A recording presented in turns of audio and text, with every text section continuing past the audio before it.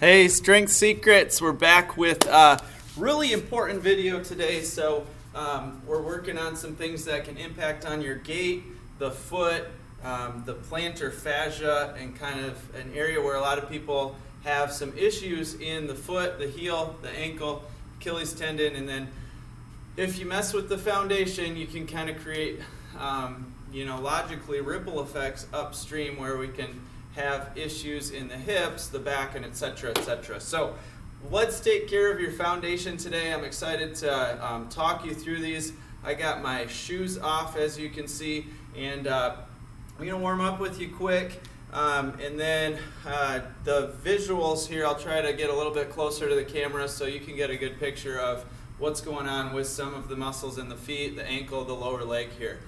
So let's just start out with a little bit of bouncing.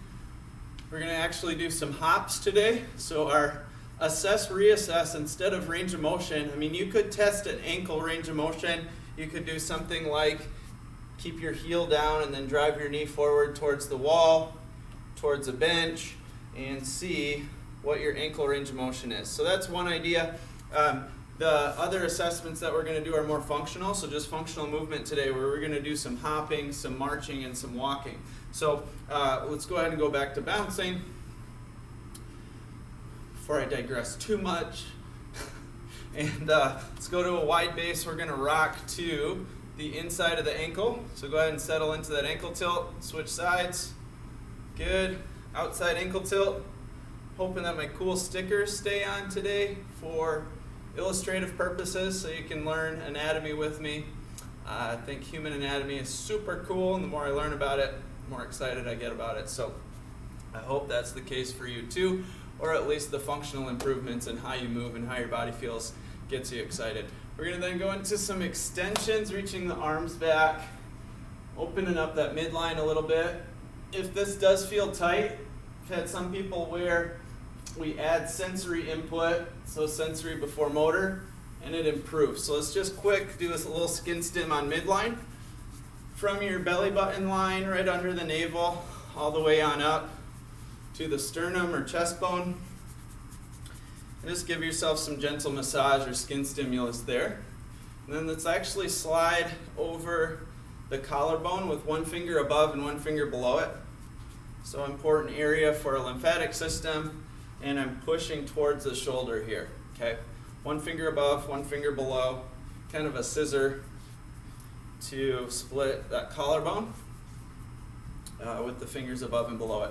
All right, so a little skin stim, and let's go back and just see what that extension feels like, reaching the arms back, head back, and for me it feels a little bit better. Let's go to some rotations. We're gonna let the arms swing, pivot right to left.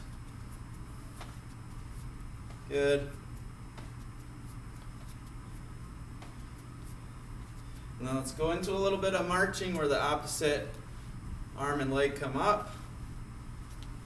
So think knee up, toe up, knee up, toe up. Get a feel for this. How high can the knee come? How comfortable does that feel as you warm up here? Good, let's go into a few nerve glides for the upper body. So wrist, fingers extended, elbows extended, and then shoulders down. Let's do a little shoulder circling. We'll just hit both sides at the same time. And then go thumb across the palm, flex the wrist, shoulders down again, and little arm circles there out to the side. Shake that out. Bring your wrists extended, fingers open again, elbows bent, and then elbows up and to the side. Press the shoulder blades down, settle into that, and then a little bit of elbow circling. So kind of the chicken elbow circle out to the side there. There you go. Shake it out. Nice. Go back to a little bit of bouncing. And then we're going to do a couple nerve glides for the legs and really start to warm up that lower leg with a little bit more focus and intent. So what I want you to do, we're going to hinge, pull the toes up, and swivel the foot, bottom of the foot towards the outside, pulse into that through the knee. Okay? Toes up and swivel the foot the other way, pulse through the knee, and then let's point the toes, pick the heel up, and pulse a few more times through the knee. Same thing on the other side. And toes up, just kicking stuff. kicking pads across the floor. Go ahead and pulse through the knee, swivel the foot the other way, really nice. A few knee bends there, and then plant the foot, big toe down, heel drives up, and let's move through that moving, grooving knee again. All right, awesome. Let's pull the toes up one more time and add a little bit of a spinal floss, so a little more forward bend, a little bit of rotation towards that leg. Same thing on the other side with the toes up. Forward bend, rotation, let's get that low back happy, healthy. Give it some hydration, give it some circulation, give it some good movement. All right, awesome. From there, I want you to go into a few squats on the ball of foot. So we're going to warm up that lower leg by squatting on the ball of foot. So if you got a seat, chair, bench, something to sit down to, what I want you to do is work on going down with the big toe pulled up, and then cram that big toe or press it nice and strong into the floor as you accelerate your hips up. So big toe up on the way down, big toe down on the way up. The next one we're going to go into is a half kneeling. So if you got a pad, something to support the knee, we're going to get up on the ball of foot with the lead leg, and then roll through, shift over a little bit, roll through a ball of foot circle right there. Okay, so your weight shifting over in a circular fashion on that lead foot, ball of foot. Again, bring the heel up. You can lean into these a little bit, so if you want more load, you can push your upper body weight and your elbow onto the thigh, give it a little bit more loading, and circle both directions with that. Nice job. Awesome. All right. So we're starting to warm up. We're going to do our gait assessment. So all I want you to do for that is walk, take a few steps, whatever space you have available. You can go across the room and back, and give yourself a grade for hip tension, foot tension, low back tension, knee tension. If it feels awesome, good. If it doesn't yet, I think some of the things that we're going to work on today will hopefully help. Then we're going to go into 10 hops. You gauge your own intensity here. So we're going to be on the ball of foot. We're going to drive the arms up, use those to assist, and do 10 hops in place. Oh, I lost a sticker. All right, so 10 hops, and then we're going to march again. So we're going to follow that bilateral or both legs hopping together movement up with this contralateral kind of opposing joints concept. So we're contralateral bipeds when we walk, when we run. So we want to use that as sort of a reset for the nervous system. So the next one we're going to work on, the first one is a little bit of an outlier today, so we're going to do 1 upper body and then 3 lower body for the lower leg and the foot. So the upper body one, we're going to start with internal shoulder rotation. I'm just going to go into kneeling to show you here. You can be standing up. Internal shoulder rotation, it's our supraspinatus muscle, supra meaning above, and so it's right above the spine or the top of our shoulder blade and our scapula. It attaches to that upper ridge of the scapula. So kind of right next to that upper trapezius muscle. And so we're going to go internal rotation in the shoulder, meaning thumb pivots down. We're going to go into the scaption plane. So my arm's not straight forward, it's not straight out to the side, it's right in between in that 45-degree angle. Okay. From there, we're going to raise the arm a little bit more, so more flexion. And we're going to feel a little bit of tension develop here, and you're shortening that space, so you should feel right above the shoulder blade some tension develop.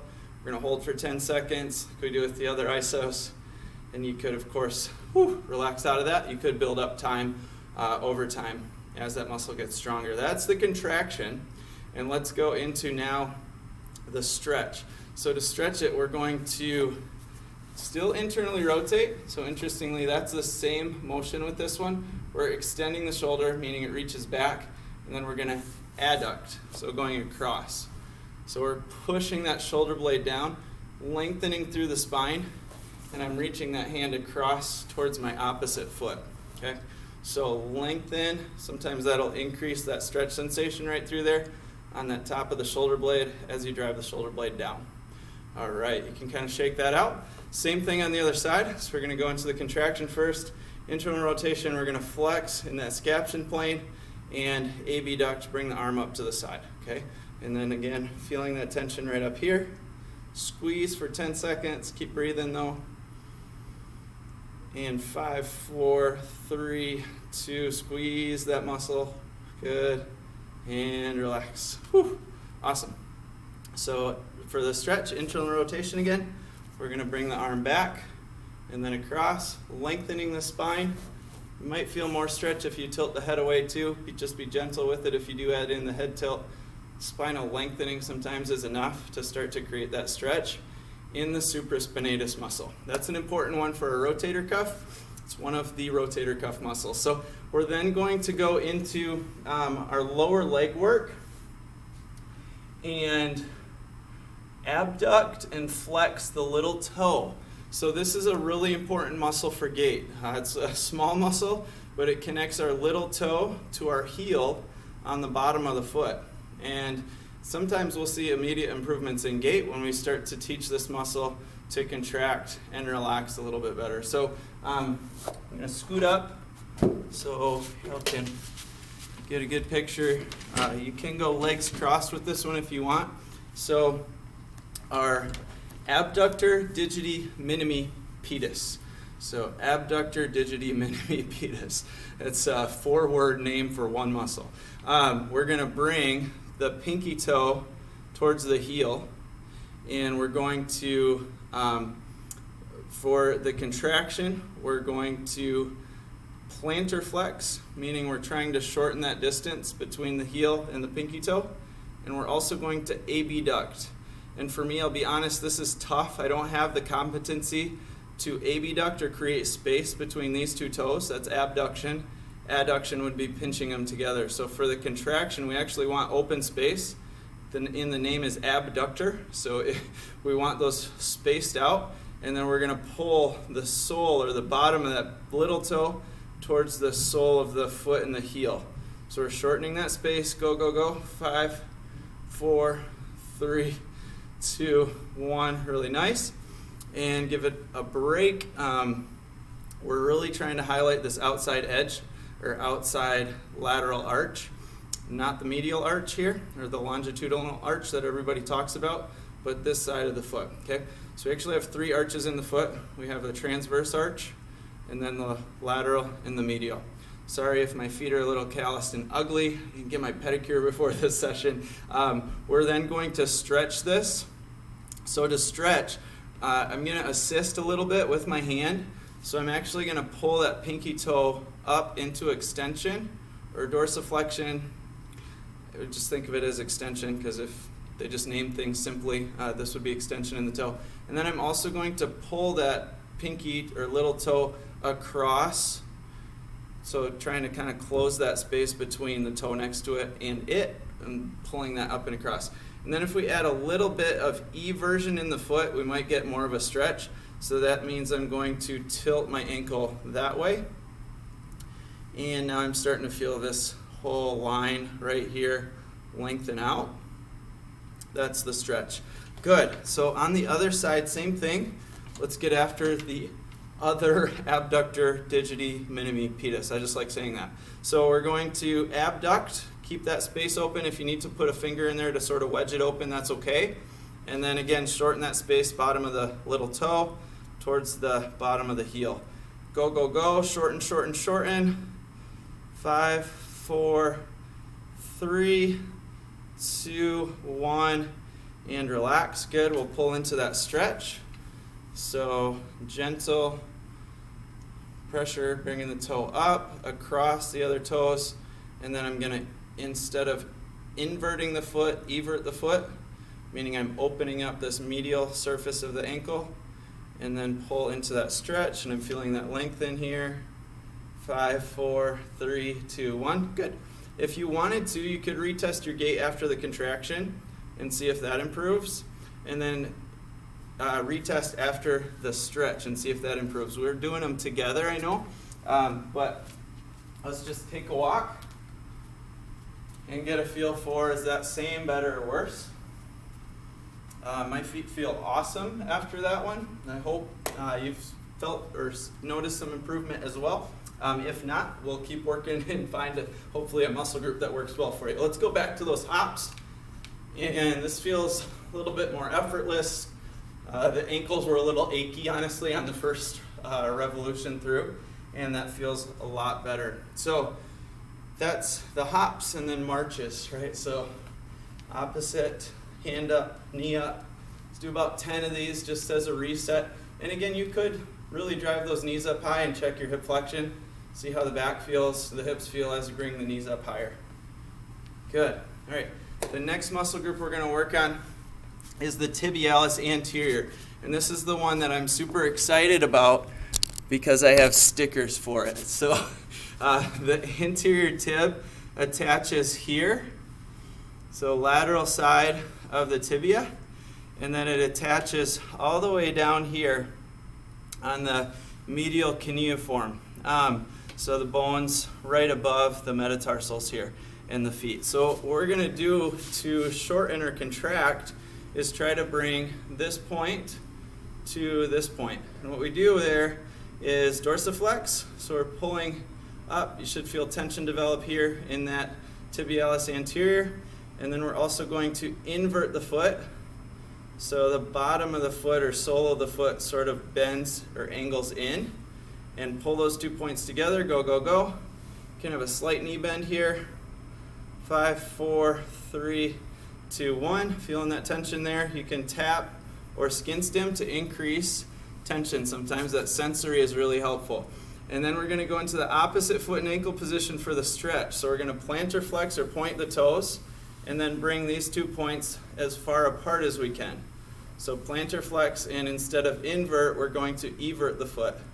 So hold for 10, 8, 7, 6, 5, 4, 3, 2, 1. Really nice. Let's do that on the other side, the contraction first.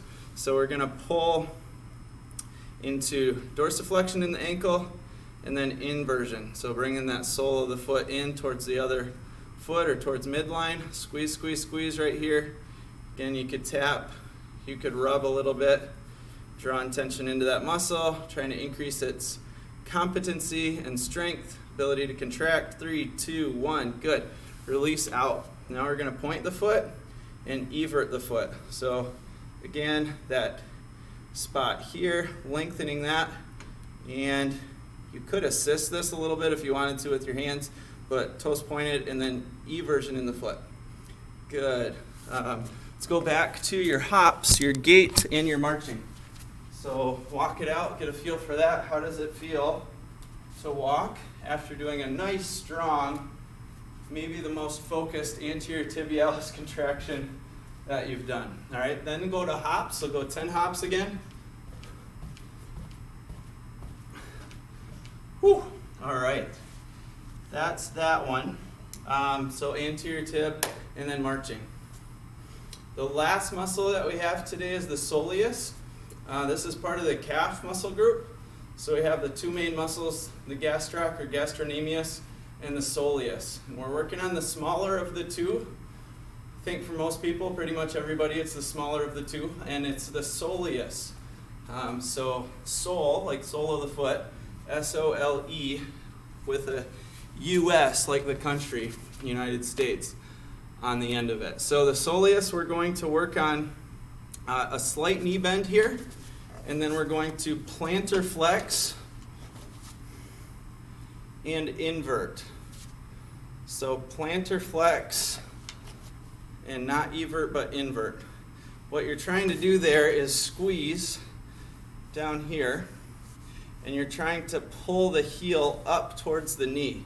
So as you go into that plantar flexion, this part of the heel is going to elevate, and you're trying to then invert and pull those 2 points together. So squeeze, squeeze, squeeze in that lower leg. Whew, and relax. If you get a really strong contraction, you might be able to cramp the arch, the bottom of the foot, maybe the soleus muscle itself. So be easy with those. If you do get cramps with any of these, you want to pause. Don't worry about finishing that 10 seconds. Push pause, ease out of that. You might go right into the stretch position to take tension out. We don't want to push through a cramp. So Then we're going to go into dorsiflexion and eversion for the stretch. You could assist this a little bit. So if we did like a strap, if you had a towel or a strap and you wanted to pull the foot up and assist the stretch a little bit, getting a nice deep stretch here in that base of the calf muscle group. And that's the soleus. Good job. So from there, we're going to bring other side into it. So remember, we're pointing or plantar flexing and then inverting the foot. So push, push, push, squeeze that lower leg. You can touch, palpate, feel that muscle contraction develop. Nice and strong. 5, 4, 3, 2, 1. And then let's reverse right out of that.